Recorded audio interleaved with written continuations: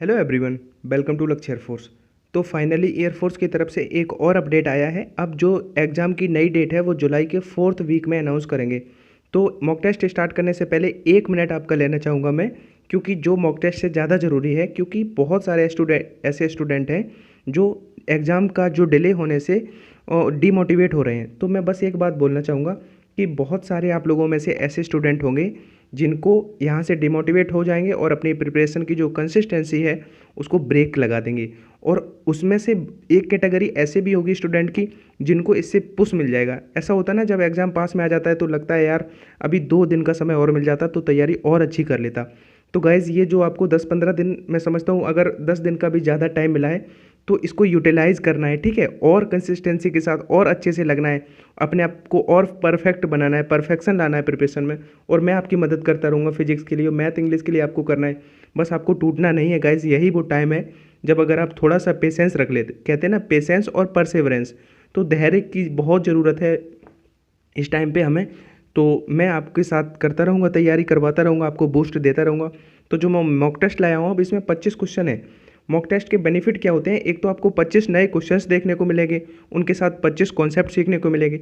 Second thing जो ज़्यादा ज़रूरी है कि आपको एक पता चलेगा कि पेपर ऐसा आता है, क्योंकि मैं पेपर दे चुका हूँ और मुझे पता है जितने भी मॉक टेस्ट हैं उन सबसे रिलेवेंट लक्ष्य एयरफोर्स के मॉक टेस्ट हैं। जितने आपको मार्केट में मॉक टेस्ट अवेलेबल हैं उन सबसे जो कंटेंट रिलेवेंट है वो लक्ष्य एयरफोर्स प्रोवाइड करा रहा है, क्योंकि मैं एग्ज़ाम फेस कर चुका हूँ। बस आप लोगों को क्या करना है कि इन्हीं पैटर्न पे अपनी प्रिपरेशन करनी है। जैसे जिस तरह आप जैसे चलो स्टार्ट करते हैं। जैसे फर्स्ट क्वेश्चन है, मैं समझाता चलूँगा, एक क्वेश्चन के साथ साथ 10 और बातें बताने की कोशिश करूँगा। जैसे फर्स्ट क्वेश्चन है, एक चार्ज कैपेसिटर बैटरी से जुड़ा है, इसकी प्लेटों के बीच डाइलेक्ट्रिक सब्सटेंस की एक पट्टी रख दी जाए तो कौन सी मात्रा अनचेंज रहेगी? तो बहुत अच्छा क्वेश्चन है। देखो, इस क्वेश्चन का आंसर हो जाएगा बी, यानी कि विभवांतर। इस क्वेश्चन में अगर विभवांतर ना होता और 3 ऑप्शन यही होते और चौथा ऑप्शन वैद्युत क्षेत्र होता, क्या होता? वैद्युत क्षेत्र, तब आप प्रायोरिटी देते वैद्युत क्षेत्र को, ठीक है। अब मैं बता दूं कि आवेश किस तरह से परिवर्तित हो जाता है अगर डाइलेक्ट्रिक रख देते हैं। तो आवेश आपका बढ़ जाता है। क्या हो जाता है? बढ़ जाता है, यानी कि अगर पहले Q होगा तो फिर KQ हो जाएगा। सिमिलरली धारिता भी आपकी अगर पहले C होगी कैपेसिटेंस, तो बाद में अगर डाइलेक्ट्रिक रख देने पर KQ हो जाएगी। सिमिलर ऊर्जा भी अगर U होगी तो KU हो जाएगी। लेकिन विभवांतर और अगर एक चार्ज कैपेसिटर है और बैटरी से जुड़ा है तो जो आपका विभवांतर और इलेक्ट्रिक फील्ड है वो नहीं बदलता है। अब इसके साथ और बता दूं बातें, ये C जो होता है वो KA/0/D होता है। अब देखो, इससे हर साल क्वेश्चंस फ्रिक्वेंटली पूछे जाते हैं। जैसे वो कहेगा कि धारिता किस तरह से बढ़ाई जाती है, तो ऑप्शन होंगे वो आप अब समझ लेना कि बीच की दूरी के इनडायरेक्टली प्रोपोर्शनल है। यानी कि अगर इस पर Q चार्ज है, इस पर -Q चार्ज है और एक समांतर प्लेट है और बीच की दूरी D है, तो अगर हम बीच की दूरी कम करते चले जाएंगे तो धारिता बढ़ती चली जाएगी। तो एक तो ये तरीके से बढ़ाई जा सकती है। सेकंड तरीका उनमें डाइलेक्ट्रिक रखकर, जो परावैद्युत पदार्थ होता है वो बीच में रख देंगे तो उसके डाइलेक्ट्रिक प्रोपोर्शनल होती है C, तो वो रखकर भी धारिता बढ़ाई जाती है। तो इतने तरीके से धारिता बढ़ाई जा सकती है। और कैपेसिटेंस का एक बहुत अच्छा टाइप जो आपको बहुत केयरफुली समझना है, मैं आपको समझाऊं, क्योंकि उससे बहुत बार देखा गया है न्यूमेरिकल बनाए। सपोज इस पर +Q चार्ज है। देखो, अगर आपका उद्देश्य कुछ सीखने का है तब तो यहाँ आप रुक पाओगे। अदरवाइज अगर आप उसमें ट्रस्ट रखते हो कि नंबर ऑफ क्वेश्चंस हमें 1000 करा दिए जाएं लेकिन हमें सीखना कुछ नहीं है, तो उससे कोई फ़ायदा नहीं है। आप जा सकते हो, जिनको सीखना है वो पेशेंस के साथ पूरा वीडियो देखें।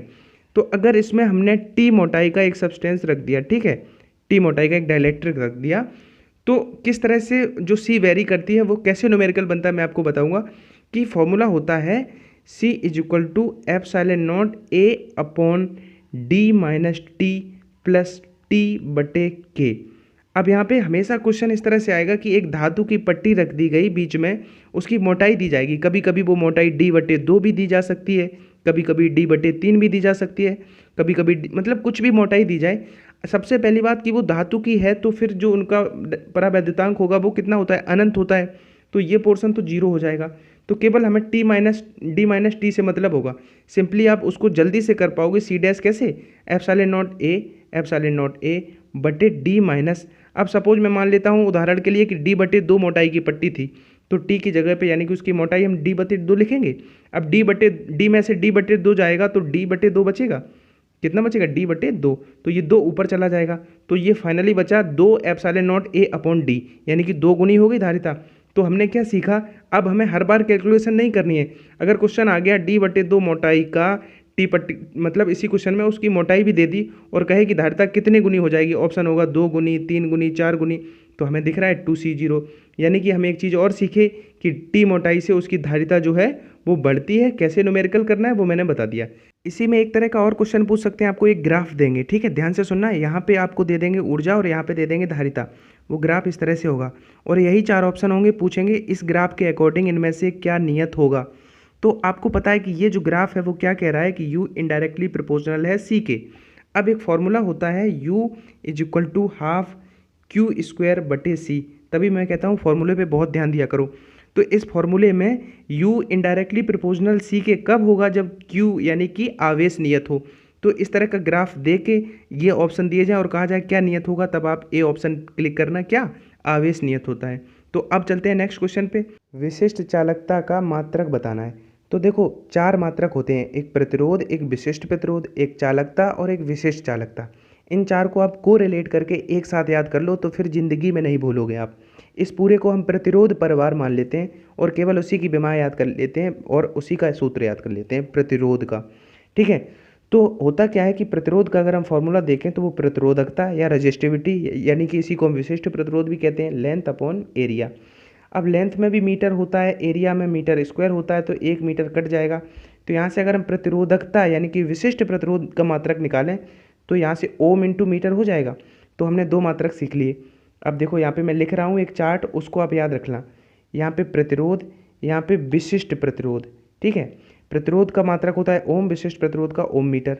अब प्रतिरोध का उल्टा होता है चालकता, जिसका क्या हो जाएगा, ओम का उल्टा ओम इनवर्स, या महो भी जिसे कहते हैं, MHO, साइमन भी कहते हैं। क्या कहते हैं, साइमन। ये बहुत जरूरी है याद रखना, साइमन कहेगा साइमन किसका मात्रक है, तो साइमन आपका चालकता का मात्रक होता है, ठीक है। इसी तरह से विशिष्ट प्रतिरोध का हमने देखा था ओम मीटर होता है, और जो विशिष्ट चालकता होती है जो इस क्वेश्चन में पूछी गई है वो विशिष्ट प्रतिरोध की उल्टी होती है। तो क्या हो जाएगी, ओम इनवर्स मीटर इनवर्स। इसी को हम साइमन प्रति मीटर भी कहते हैं, साइमन प्रति मीटर।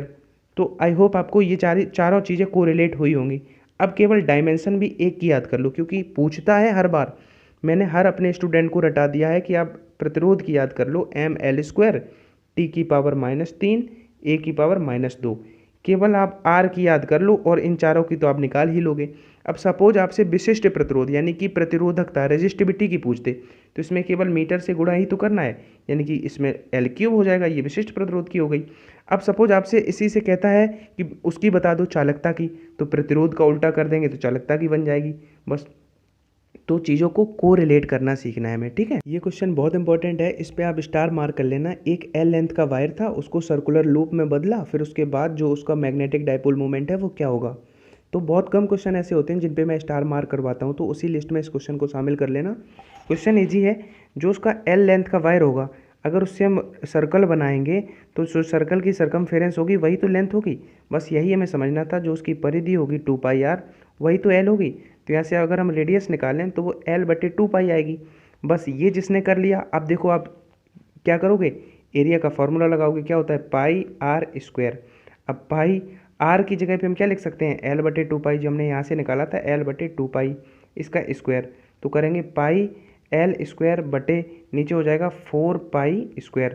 तो पाई से ये पाई कट गया, तो L²/4π मिल गया। क्या मिल गया, L²/4π। केवल आप इतना ही देख के ए ऑप्शन कर सकते थे। वैसे आपको पता होगा जो आपका मैग्नेटिक मोमेंट होता है वो होता है IA। क्या होता है, IA।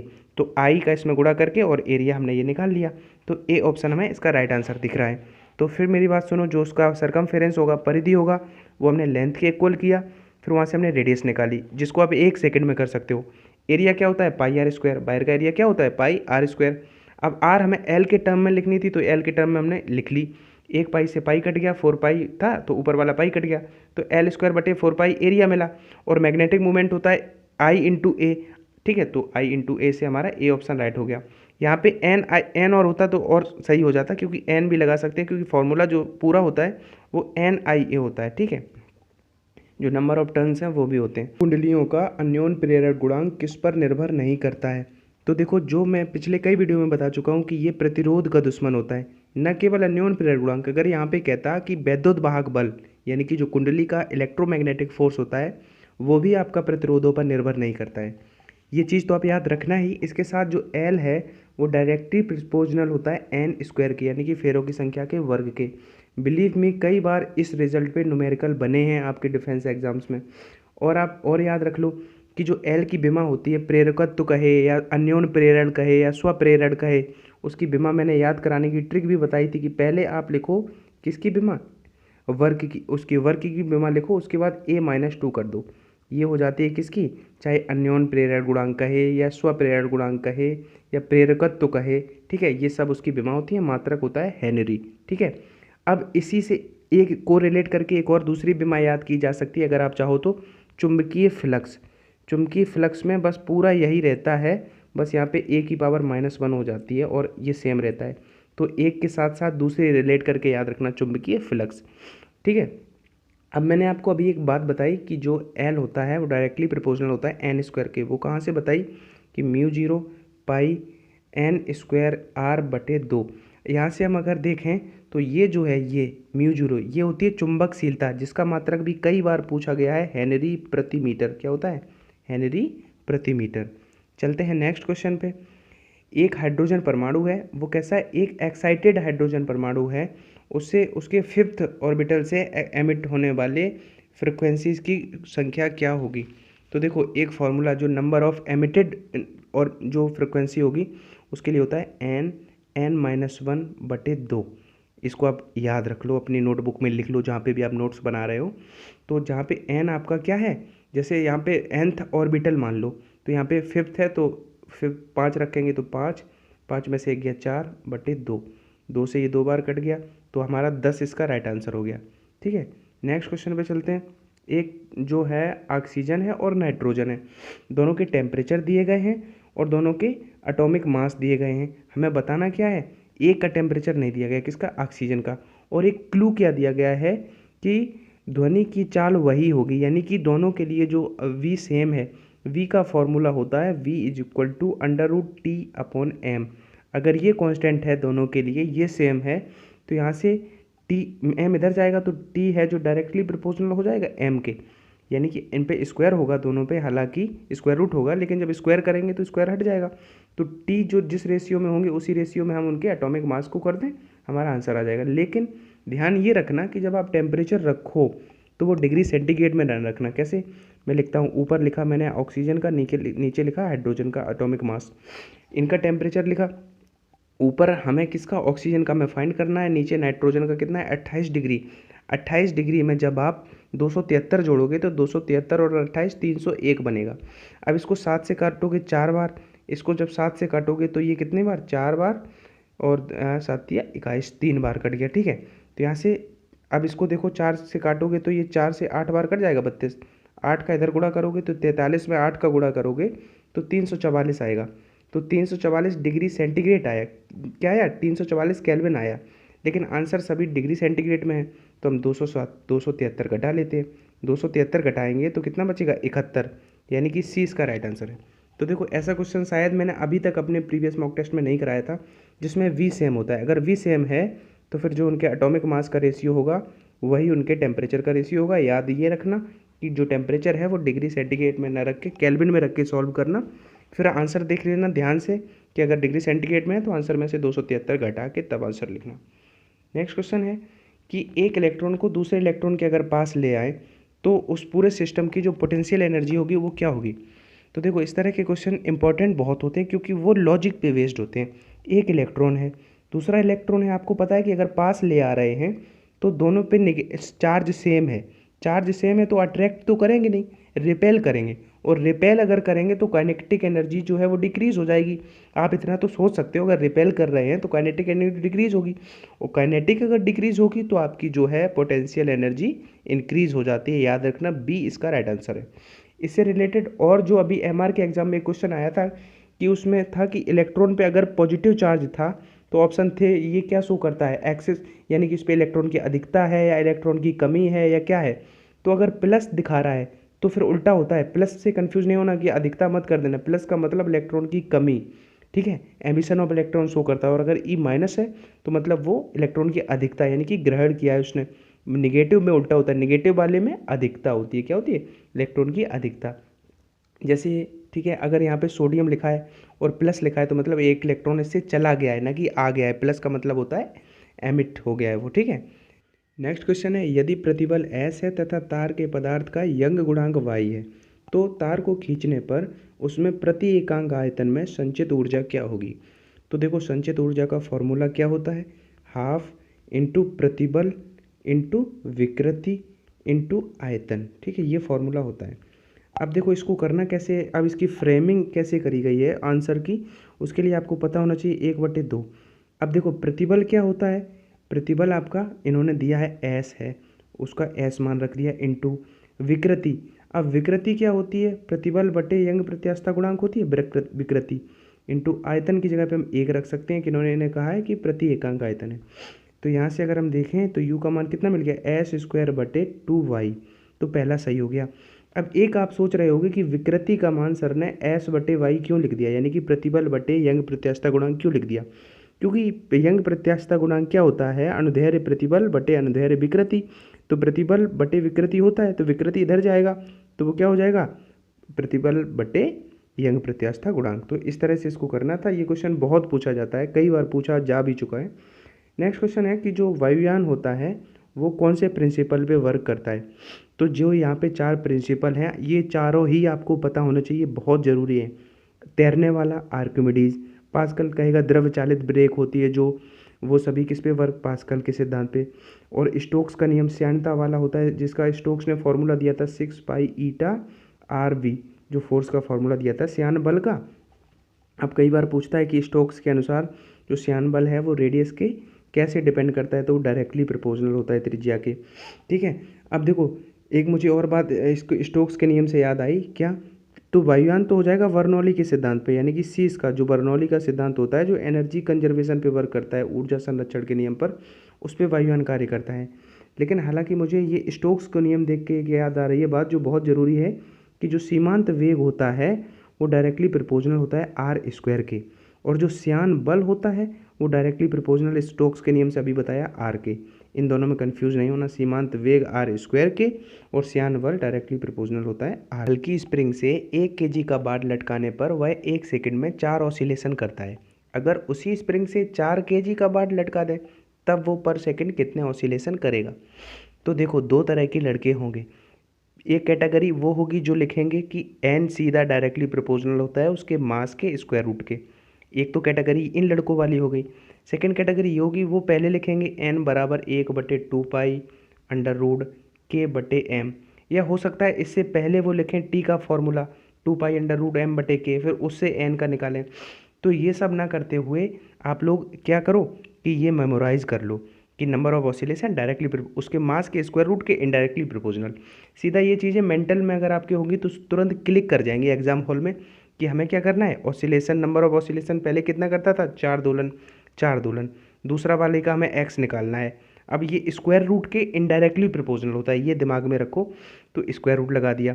अब देखो 4 ऑसिलेशन वाले का यहाँ पे नीचे रखेंगे मास कितना था 1 kg, और जिसका हमें फाइंड करना है उसका मास हम ऊपर रखेंगे कितना था 4 kg। ये है आपकी एग्जाम अप्रोच। अब देखो 4 का वर्गमूल लोगे तो इधर हमें 2 मिल जाएगा, तो यहाँ से अगर हम x निकालें 2 से ये 2 बार कट जाएगा तो x इधर जाएगा, यानी कि x की वैल्यू कितनी आ गई 2। तो आपको ऐसे करना है, ना कि हर बार पहले t का फॉर्मूला लिखो फिर उसके बाद n का ड्राइव करो, क्योंकि t जो होता है वो n के इनडायरेक्टली प्रोपोर्शनल होता है। तब आप निकालोगे कि n का फॉर्मूला क्या आएगा 1/2π√k/m। तो लेकिन अब याद आप डायरेक्ट रखना ये कि n उसके मास के वर्ग के डायरेक्टली प्रोपोर्शनल, और ऐसे तुरंत लिखने लगो वहाँ पे, केवल थोड़ा पेपर पेन वर्क करो और बाकी आप मेंटल ज़्यादा करने की हैबिट डालो। नेक्स्ट क्वेश्चन है, एक पिंड की स्थिति x समय t के साथ है, x = at² - bt³। तो पिंड का त्वरण t के किस मान पर 0 होगा।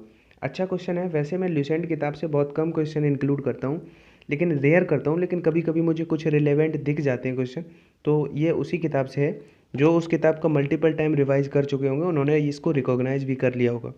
कमेंट में बता देना कितने पहचान गए ये कहाँ से है क्वेश्चन। तो देखो कभी भी अगर त्वरण की बात करें ऐसी इक्वेशन देके तो फिर उसको 2 बार डेरिवेशन करना होता है।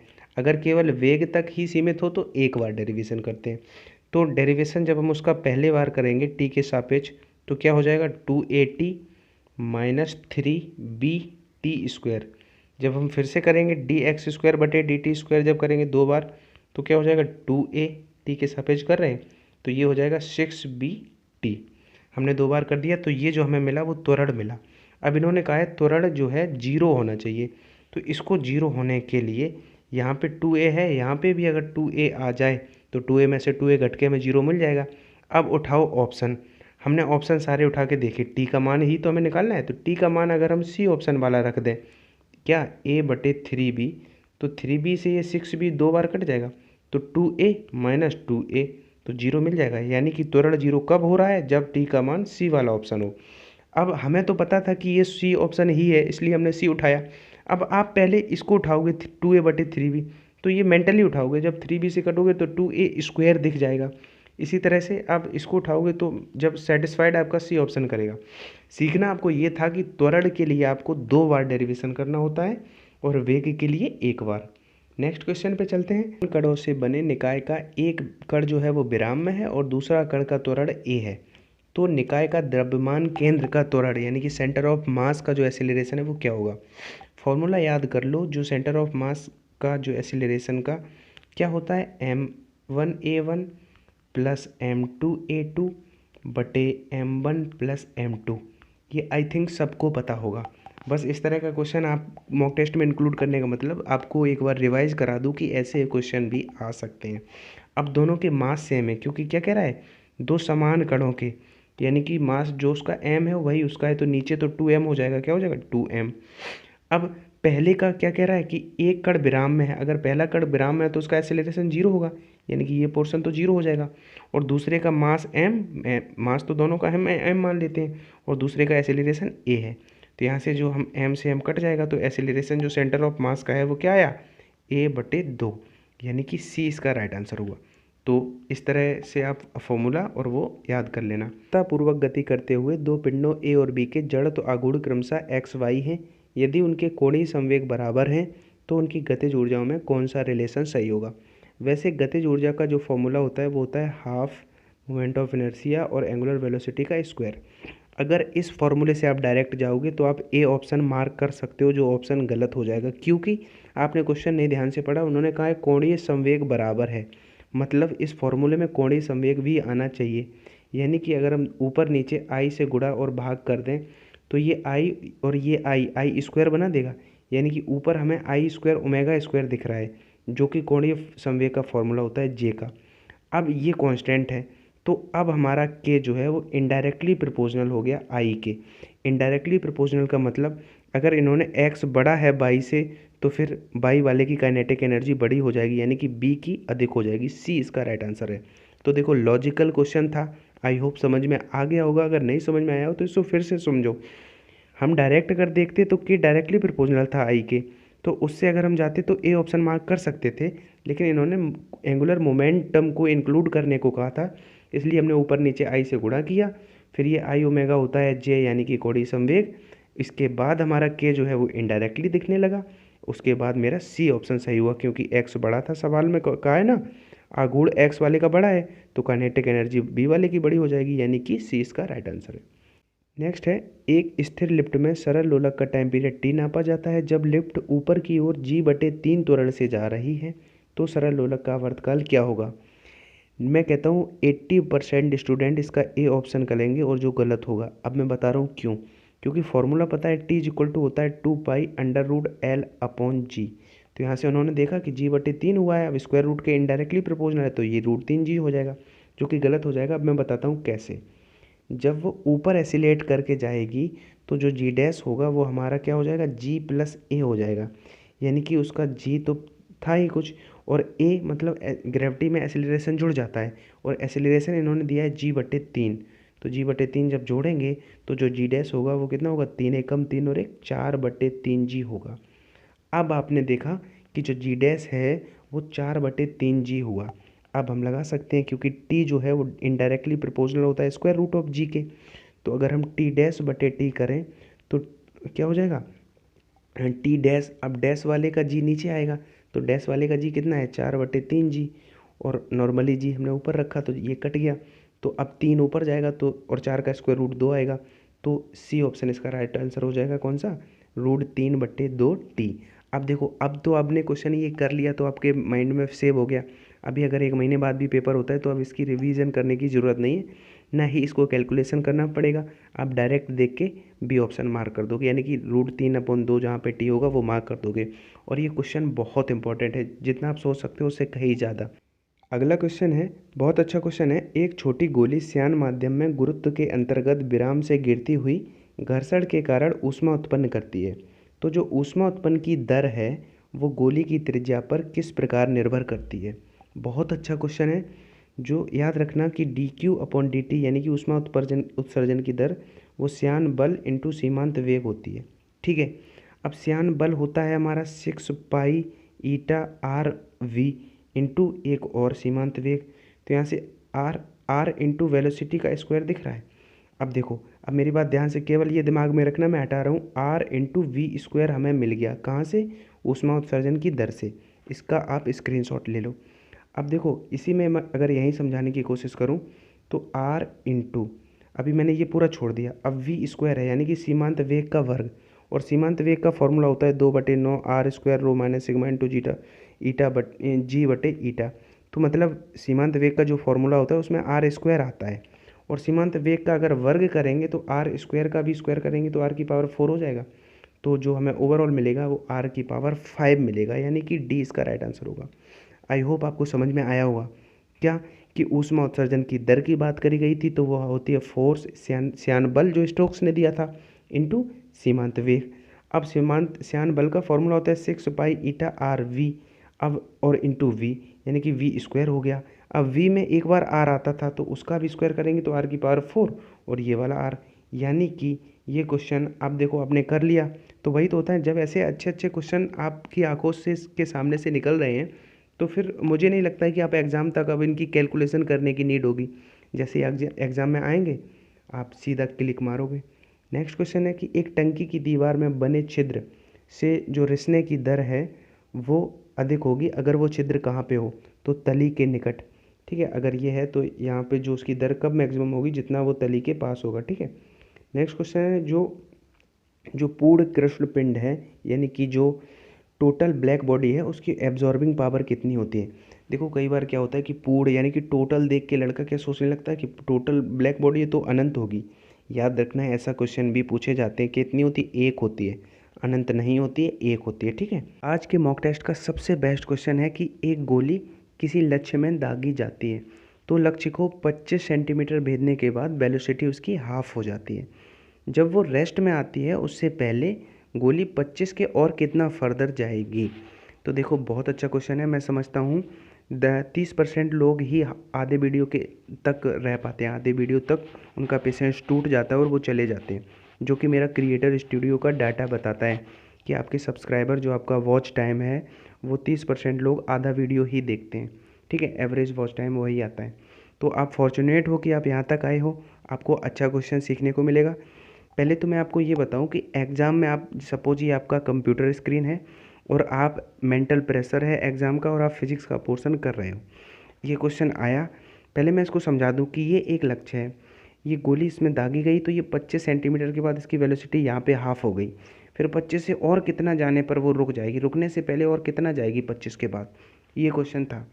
तो मैं अगर कंप्यूटर स्क्रीन पे देखा मैंने तो मैं केवल क्या लिखूंगा कि वो और कितना जाएगी, वो हमने एक्स मान लिया।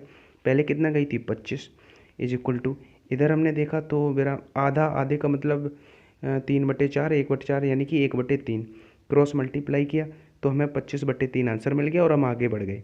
तो क्या ये इतना ही ईजी था जितना आपने समझा। तो देखो, मैं आपको बताऊँ ये इतना ही ईजी है, बस समझने पे फोकस करो, ध्यान से समझना कि फोर्स इनटू डिस्प्लेसमेंट पहले 25 तक जाने के लिए कर रहे हैं तो वो कितना होता है, हाफ m काइनेटिक एनर्जी में चेंज कितना होगा, V² माइनस कितना हो गया था वेलोसिटी, आधा, आधे का मतलब V²/4 हो जाएगा, क्योंकि V/2 का स्क्वायर करेंगे हाफ mv²।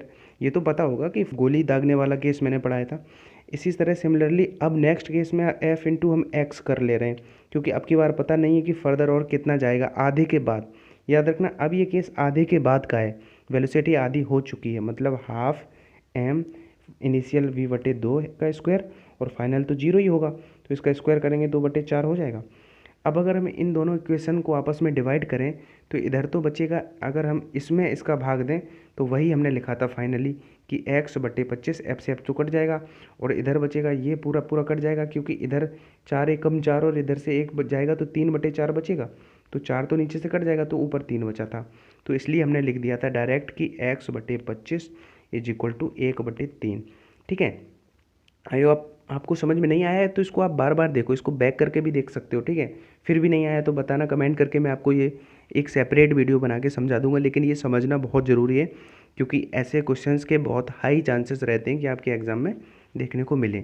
और हाँ, अगर आप यहाँ तक आए हो तो अपनी प्रेजेंटी ज़रूर बता देना कमेंट करके, बहुत अच्छा लगता है। बहुत सारे ऐसे लड़के हैं जो वीडियो पूरा भी देखते हैं मेरा, कुछ ऐसे होते हैं, तो उन्हीं 30% का मैं देखना चाहूँगा, आप कमेंट जरूर कर देना। नेक्स्ट क्वेश्चन है, समान तीव्रता की 3 ध्वनि स्रोत हैं जिनकी फ्रिक्वेंसीज 400, 401 और 402, यानी कि वही वाला फॉर्मेट बन रहा है n-1 n+1, तो नंबर ऑफ बीट्स पर सेकेंड हमें बताने हैं।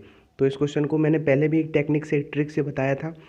और देखो, कुछ क्वेश्चन ऐसे होते हैं जिनका सॉल्यूशन बहुत हार्ड होता है करना, और उनको याद कर लेना ही मैं बेहतर समझता हूँ। तो ये उन्हीं में से है। आपने 400, 401, 402 डेटा देखा, एक आप क्लिक कर देना, याद कर लो इसको मैं कहूँगा, क्योंकि इसका सॉल्यूशन थोड़ा टफ है और मोबाइल की स्क्रीन पे पूरा बताना इम्पॉसिबल सा है। तो इसलिए आप याद रखना, ये क्वेश्चन अगर आ जाए तो आप 1 मार्क कर देना बीट्स की संख्या। वैसे गूगल पे जाके इसको आप कर भी सकते हो, ऐसा कोई बिग डील नहीं है। कार्यफलन ही तो होती है ये, जो गतिज ऊर्जा होती है। नेक्स्ट देखते हैं, एक कण का वेग v=y_i प्लस x_j से चल रहा है, जहाँ के नियतांक है, इसके पथ की सामान्य समीकरण क्या होगा। देखो, बहुत अच्छा क्वेश्चन है, थोड़ा लॉजिकल क्वेश्चन है। अब देखो कि x के साथ i का मतलब x अक्ष वाला, तो जो x अक्ष का घटक है वेलोसिटी का, वो कितना है। x अक्ष का मतलब dx/dt लिख सकते हैं, वेलोसिटी का x अक्ष के साथ घटक इन्होंने y दिया है, और y अक्ष के साथ घटक, क्योंकि j कैप y अक्ष का साथ होता है j कैप, तो वो dy/dt यानी कि y वाला जो उनका घटक है वो इन्होंने x दिया है। ठीक है, अगर इनको हम इस वाले में इसका डिवाइड करें तो हमें dy/dx मिल जाएगा। तो dy/dx मतलब इस वाले में इसका डिवाइड किया था, तभी तो ये dt से dt करके dy/dx मिलेगा, तो वो मिलेगा x/y। ठीक है, क्रॉस मल्टीप्लाई करेंगे तो ये बाई dy बराबर हमें कितना मिल जाएगा, x dx मिल जाएगा। अब दोनों तरफ समाकलन लगा दो तो क्या हो जाएगा, y²/2 plus c is equal to x²/2 plus c, 2 से 2 कट जाएगा, तो y² बराबर x² प्लस c। अच्छा क्वेश्चन था, हो सकता है सॉल्यूशन थोड़ा आपको टफ लगा हो। वैसे इसको अगर और किसी छोटे तरीके से आप कर सकते हो तो कर लेना, वैसे यही तरीका मुझे अप्रोप्रिएट लगा। तो ये थे आज के क्वेश्चन से। यार प्लीज़ फीडबैक दे दिया करो, बहुत मोटिवेशन मिल जाता है जब आप लोग थोड़ा पॉजिटिव सा कमेंट्स कर देते हो।